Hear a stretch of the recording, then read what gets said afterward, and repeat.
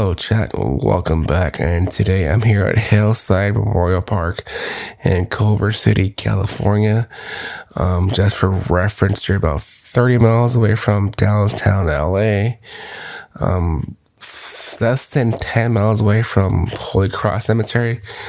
Just literally like down the street from Hillside, and you're literally across the street from Paramount Studios, and it's a pretty good view if you're across the street looking at Paramount from Hillside. Like, again, it's pretty cool. And also, third time being here, I'm always in awe of the unique layout, how they have the waterfall in the building, and just the scenery itself is just breathtaking, and also like gives you a minute just to reflect on things and take the view in. Anyhow, I'm here to visit Peggy Lipton.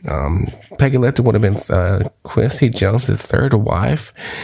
Got married in 1974. So according to my actually look at my notes here, she was married to producer Quincy Jones.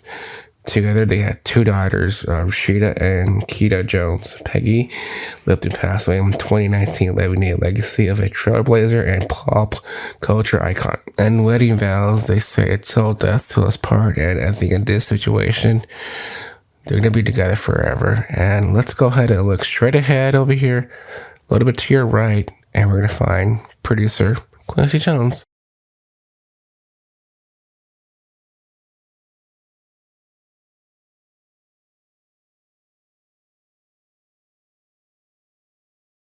So right here in the Garden of Solomon, Quincy Jones is right over here in this private area. I actually followed this story last year when he passed away. I saw one news article saying he was laid to rest in a private ceremony.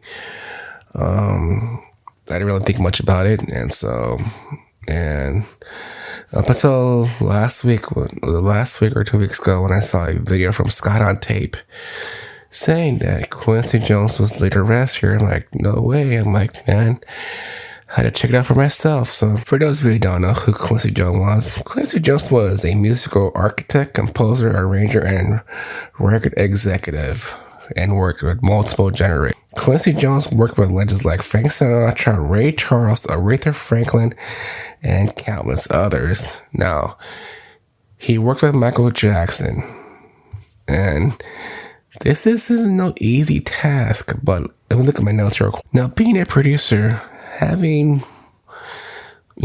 a recognition from your peers is pretty amazing, but when Quincy Jones got to work with Michael Jackson on 3 of his records, his first one being, so the first time Quincy Jones worked with Michael Jackson would have been in 1979 for the record Off the Wall.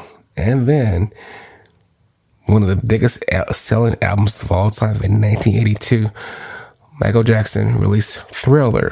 It didn't stop there. And in 1987, Quincy Jones and Michael Jackson worked on his record Bad. And people say that Thriller is arguably one of the best-selling albums of all time. And honestly, I can't argue with that fact at all, because I think in Quincy Jones' career, he won 27 Grammys in total in his career, and this is remarkable. Having 3 albums that go break records and just go bonkers, that's pretty amazing, just to have your career. Thank you for joining me today on today's visit. With that being said, I'll see you guys next time.